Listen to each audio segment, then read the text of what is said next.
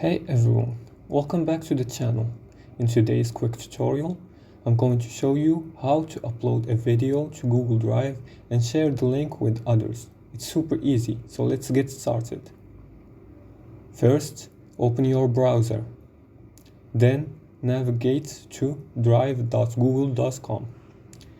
Make sure you're signed in with your Google account.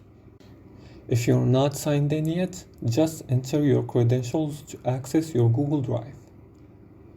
Once you're in Google Drive, you'll see your main dashboard where all your files are stored.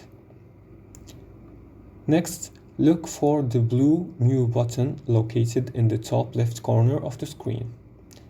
Click on it, and from the drop-down menu, select File Upload. A file explorer window will pop up, allowing you to browse your computer files. Find the video you want to upload. This could be a video from your camera, a screen recorder, or any other video file. Select your video file and click Open. The upload will start immediately, and you'll see a progress bar in the bottom right corner showing you how much of the video has been uploaded. Just give it some moments to finish uploading, depending on the size of your video and your internet speed. This might take a little time. Once the upload is complete, your video will appear in your Google Drive. You can refresh the page if needed. Now, to share your video, right-click on the uploaded file. In the menu that appears, select Get Link.